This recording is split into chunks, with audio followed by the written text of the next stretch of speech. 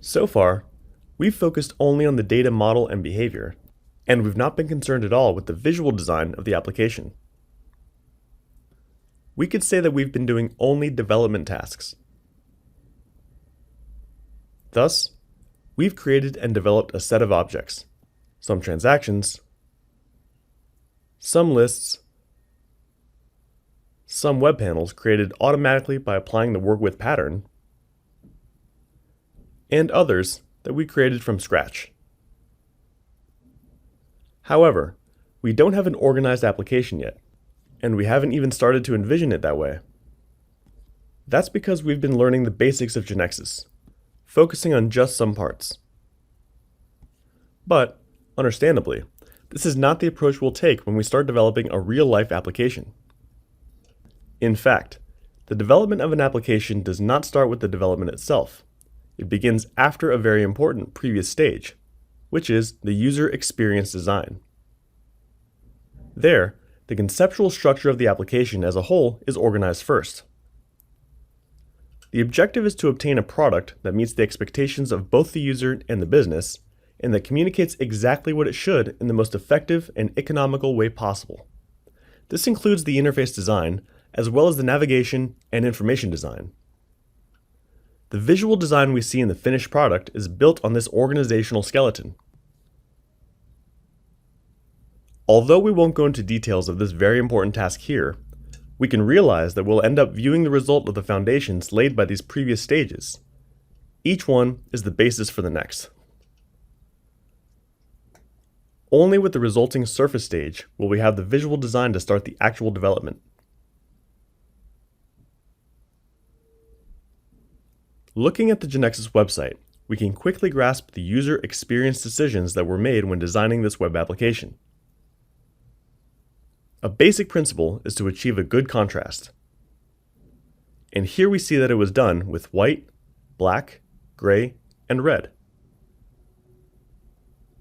The most important actions that the user can do are shown as buttons, which have a consistent style and therefore can be easily recognized. Their color depends on the background, black or white, but clearly the main color for actions and highlights is this one.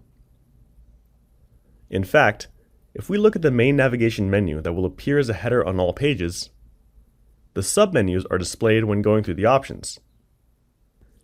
And this is the color that indicates the active option, which looks similar to that of the company's brand. We can also see that there will be a footer repeated on all pages, which is where the language can be changed, following a convention that all internet users are familiar with. The language can be changed in the header or footer. Also note that the font families are consistent and that they're used in the same way, the same sizes for the titles, descriptions, and so on. In addition, it's possible to indicate which information is related and must therefore be interpreted as a whole, based on how closely the controls are placed and the spacing in relation to the others, and by alternating the background color. So here we have the first set of information.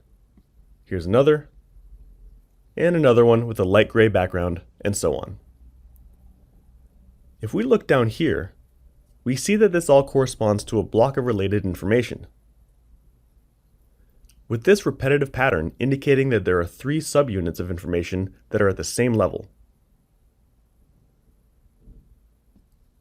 Here we see another block where the user will infer a little bit the same as before.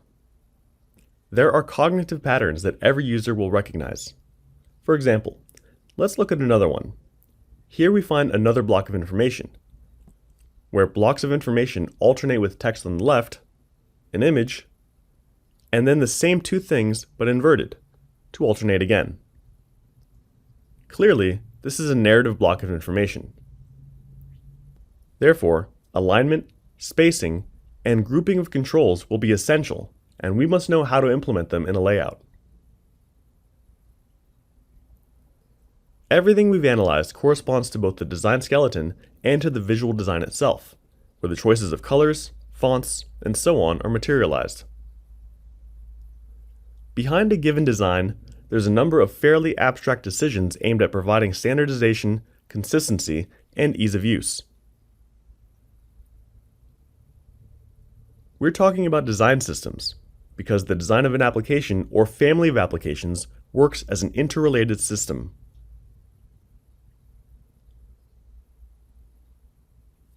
Until now, we've focused on a single role, the developer, who's in charge of development.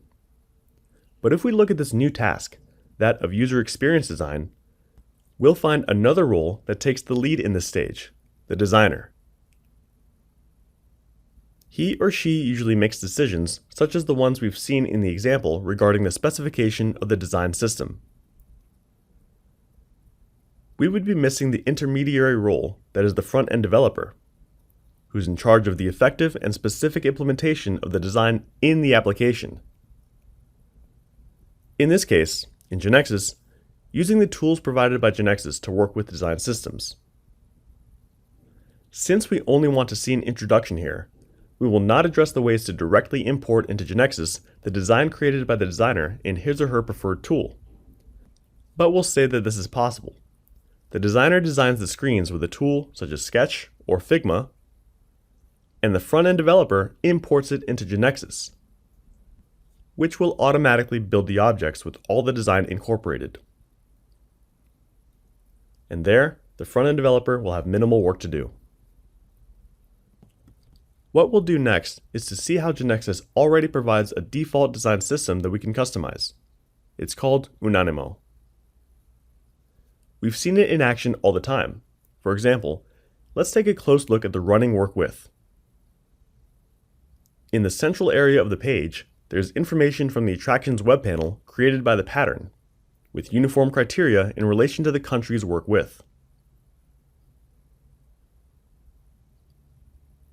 Note, for example, that in both cases, a search field is available, where information is filtered by name, here for attractions, and here for countries. Both fields look identical, and they behave in the same way. We can also notice another similarity. In both screens, the same actions are offered to insert, update, and delete, with the same appearance. Here we see the same three actions, and we'd also added another one, outside the grid, to invoke a PDF list. However, note that it's less highlighted than the Insert button. It's a more subtle button. That's a design decision. If we go to the transaction to update this attraction, we can also see that the Confirm button is the relevant one, and the Cancel button is more subtle.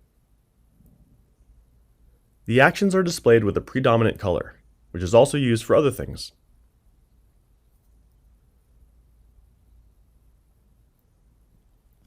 Now let's notice that when we navigate deeper and choose to see one of the attractions, it offers the option to go back to the parent. And this navigation is also a consistent pattern. Throughout the application, we'll expect this pattern of returning to the screen from which we arrived at the current one. Now let's notice that all screens have text that clearly indicates where we are. Here we're in Brazil's information screen. Let's take a look at its appearance. Here we're in countries with the same appearance. Here in attractions. And if we choose to update one, we're in the attraction transaction. The question that comes up, where has the appearance of these texts been defined? That is, their font, font size, and color. And so, what if we want to change it, for example, to red? How do we go about it? Let's edit the transaction layout. And let's see the text block that implements the text that we see at runtime. If we look at its properties, this one appears, class. The class with this name has been associated with it. It's here, in this class, where most of the design properties will be defined. If we go to see the text in the attractions work with, it's also a text block control, which also has the same class assigned to it. It also has a class assigned for the cell where the control is located in the table. For now, we won't pay attention to it. If we now see the view of an attraction, It's the attraction name attribute control that marks the page where we are. And it's not a coincidence that it has this class associated with it.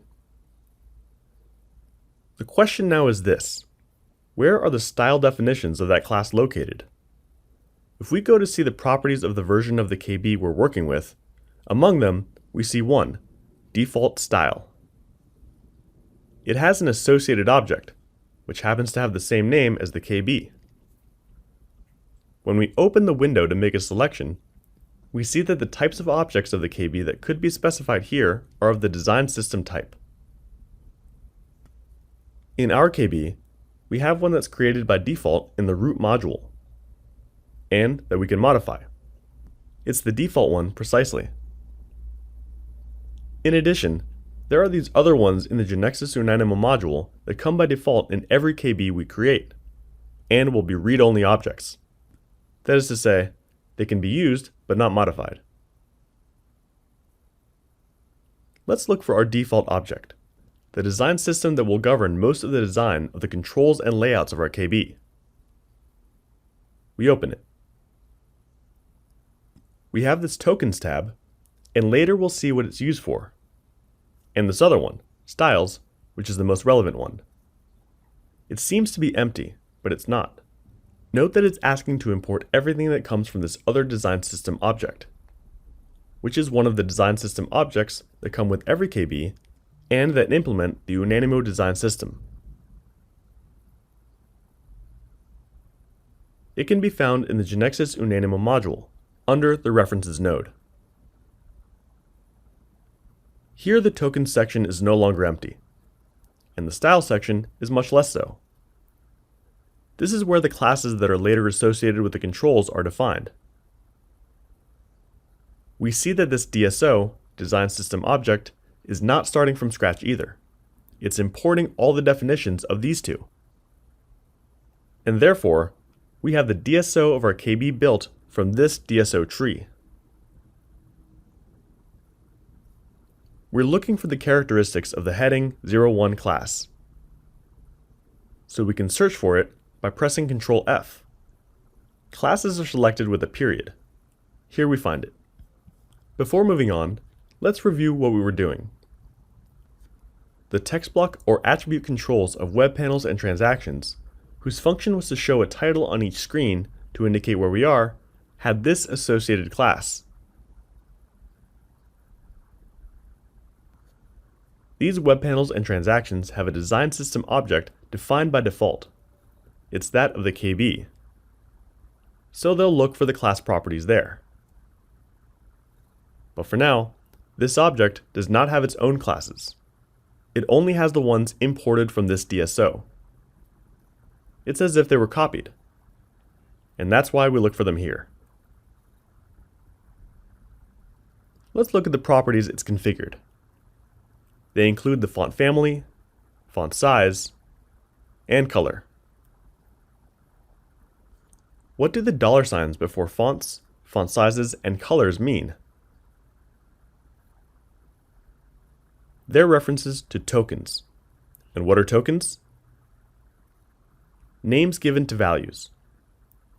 In programming, we call them constants. For example, let's analyze the color property. We are indicating that the color will be taken from the value of the color constant named onBackground. Where should we look for it? In the Tokens tab. But it's not here. So what now? Oh, that's right. This DSO is importing two others. Among those that matter are the tokens.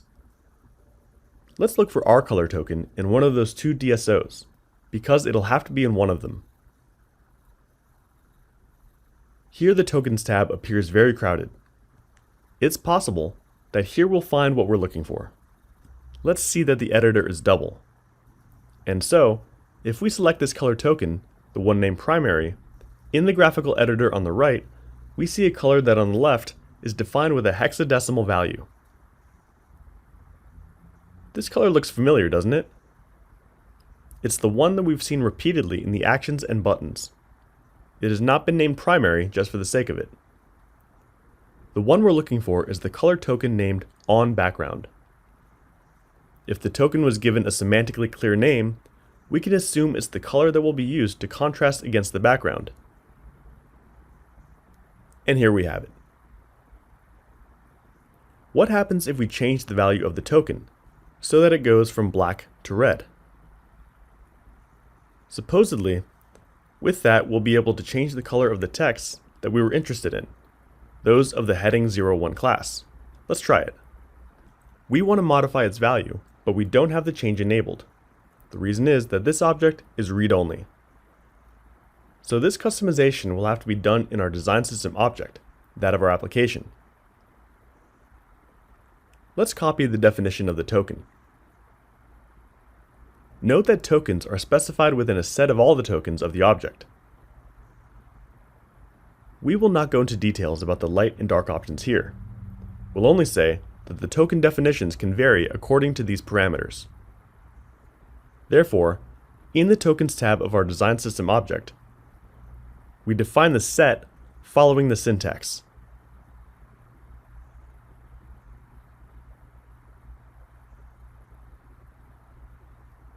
What we do is simply overwrite the color token that will be imported along with all the others of the DSO, that in turn imports those of the other ones.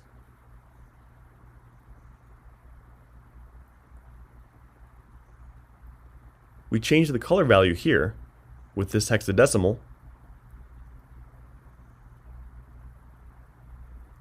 or directly with the value red. Let's save and run.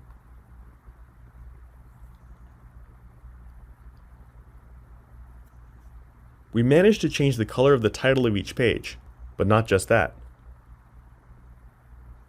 We changed the color of many more controls than we wanted.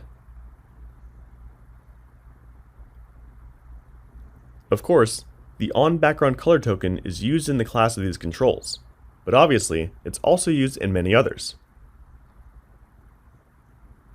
If we only want to change it for that class, then what we have to overwrite is the class.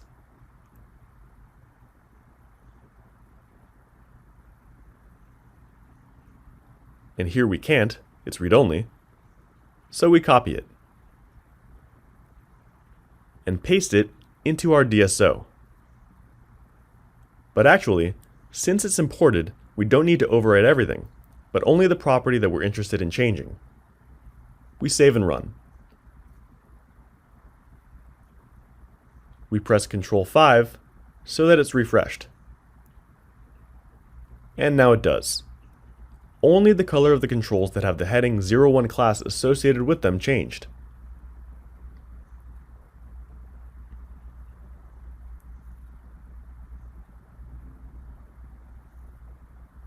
Considering everything we've seen so far, what should happen if we change the value of the primary color token?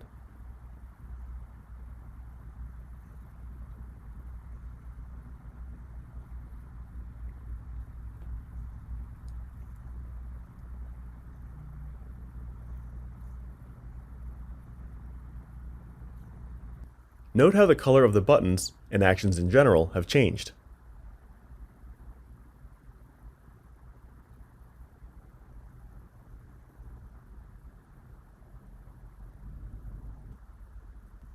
Here we can see that the hover action changes the color, and we can assume that this will be a property of the class that controls the hover effect. The same goes for the buttons. Even here, the visited link is shown in this color, something that we can also change in the DSO. We talked about the importance of spacing, for example, and of defining appropriate font families and sizes to be used consistently in the application. We will not be surprised to find these tokens in Unanimo. They'll be used in the classes assigned to the properties to give space or to choose fonts. On the other hand, how do you achieve alignment and combine information elements so that they work as a block? That's where GeneXus controls are involved, mainly the tables. In other words, two key players will be involved, the controls and layouts, and their classes in the DSO. In addition, in order to save resources, we'll be able to encapsulate repetitive information units in independent objects that can then be inserted in the layouts, such as stencils or web components. Even the header and footer are separated in another object, the master page. And here it is. Let's see what happens when we change this text block.